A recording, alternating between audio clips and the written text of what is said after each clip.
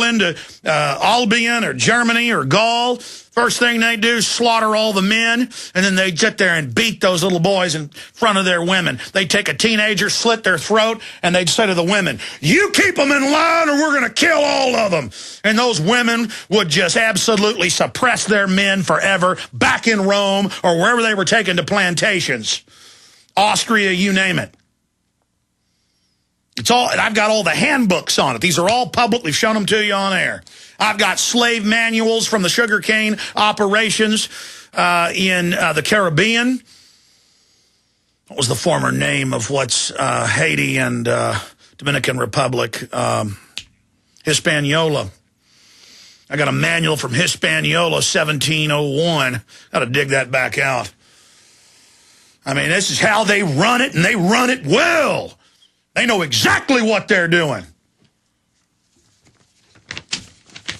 You seen all the old black and white movies from the 30s and 40s where they phased it out, political correctness, where it shows the black mammy running everything? My dad grew up in East Texas, cotton farming, and with black foreman women who were bossing around the poor white farm hands. This is how it works. And that's basically what Oprah Winfrey is. And that's how the globalists operate, okay? And you need to get that through your head. You need to understand they know scientifically what they're doing, okay? I remember reading in some of the Caribbean manuals, which were then exported and translated into English for use by the slave owners here in what is the United States today, in Virginia and other areas, and described how even when they took slaves off the boat, they would, and they even cited the Roman manuals, how they would take the biggest, strongest, clear leader of the blacks that survived. You could always tell by everybody looking to them, to kind of get their orders, who was seen as the dominant black male, getting whoever survived the coffin ship off, whether it was Boston or New York or Galveston, Texas, or New Orleans, Louisiana, and they're getting them off the ship. They bring them up there to the block. But before they even do that, they would beat to death or kill one of the strongest, most intelligent, obvious leaders in front of the women, and then they would have their translator explain it all to them. I mean, they got it all figured out, okay? Feminism, CIA funded, the whole deal. And they've done a good job. Look, our society's completely destroyed. All right, getting back to the eco-fascist, Adolf Hitler. First you get the women, then you got the children, so follow the men. Adolf Alois Hitler. Continuing, eco-fascist call for prison cities. People who resist the state control of every aspect of their lives will be forced to live in ghettos. And you just saw that from the piece. And they admit that there'll be farming run by the state. Continuing, Stalin organized land, labor into large-scale collective farms. Farmers who resisted state taking over their farms, that'll be big agribusiness doing it, were arrested and sent to Siberian gulags. As a result, the mass seizure of property and the disruption that collected farming brought to food production, upwards of 3 million people died from starvation from 1932 to 33 alone. Well, yeah, that was just Ukraine. There's over 20 mil in the starvation overall. A similar system imposed in Maoist China under the Great Leap Forward led to the Great Chinese Famine and the starvation of at least 36 million people, and that was planned as well. We've had top historians on that subject. The incarceration of resistors and green fascism inside squalid ghettos and their subsequent separation from family members is a frightening throwback to Nazi-run Warsaw Ghetto and other concentration camps and prisons within cities that housed Jews and political dissidents during World War II. The restriction or even outlawing of meat, something already being vehemently pushed by eco-fascists, we have links to them saying it, to the point where a hamburger becomes a rare delicacy to be enjoyed on special occasions. Yeah, the state on your birthday might give you a little meat. And only then if you can afford it. Well, that sounds like a North Korean prison camp. And Watson continues to write, as my wife, who is Chinese, will attest, up until the late 80s, before China started to lift itself out of poverty, meat was a rare treat that was sparsely available and highly restricted. Again, the planned opolis is nothing less than a fusion of communist and fascist control measures inflicted upon population to keep them poor, starving, and weak.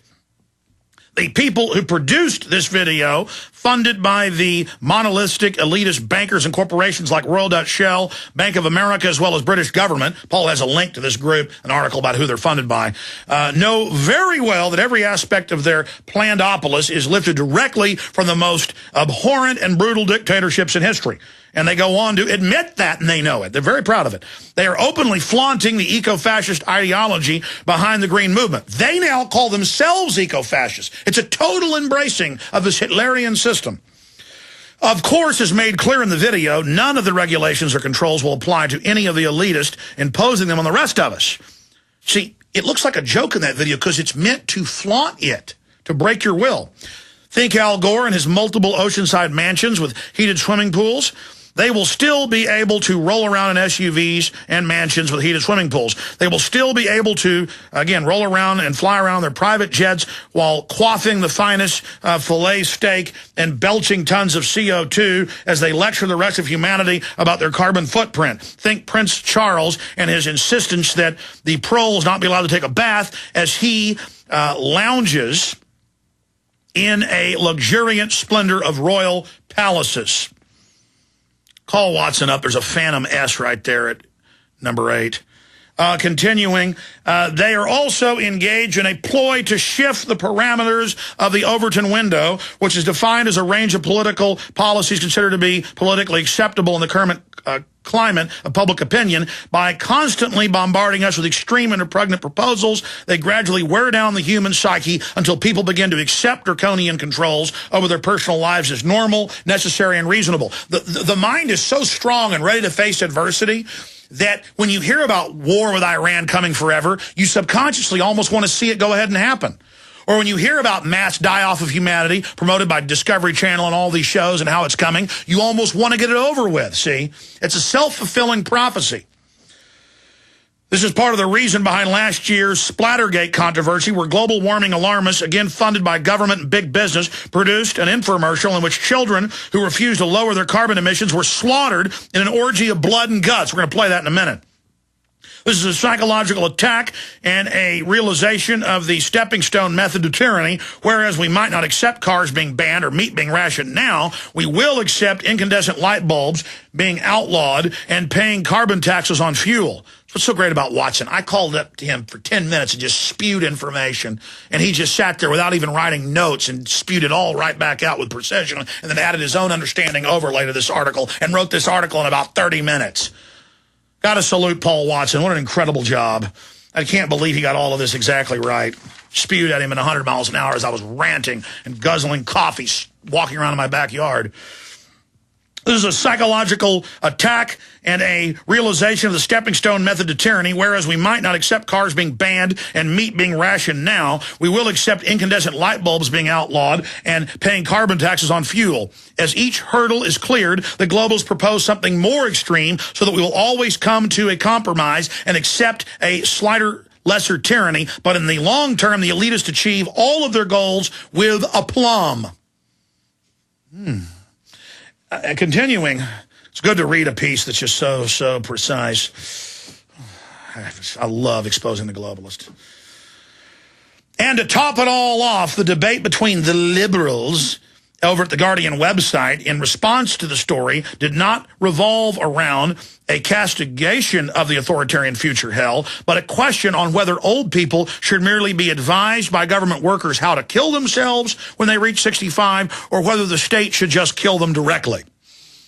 Remember Bill Joy, owner of Sun Microsystems, writing 12 years ago now, how he went to an elitist meeting of other computer owners, billionaires, and they had debates all weekend about, do we just kill everyone, or do we entertain them and build a false reality for them because they're not needed because of computers anymore and robotics.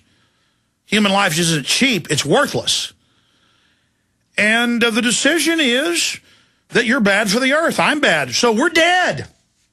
And now they're just teaching us by increment how to die. Remember last year, the cover of Newsweek, the case for killing Granny? Oh, there's no death panels, but we want to kill Granny. And then I saw the Newsweek the week before that. I can hardly ever even read it. It's so painful. They had a weird article of the Grim Reaper with 2 old people and how beautiful it is to commit suicide. But the globalists, they don't commit suicide. Dick Cheney has a bionic heart. They've added a bionic part onto it, a pump. He's trying to get a heart transplant right now. You notice he's clinging. You notice the big head, Mr. Jobs of Apple, who funds all this eugenics and promotes it endlessly. You notice he got a liver transplant. It was a little suspicious how fast he got it. Went out to Tennessee to get it. No discussion of where that goodie came from. I got a good idea. Oh, but he's got something to offer, doesn't he? Uh-huh.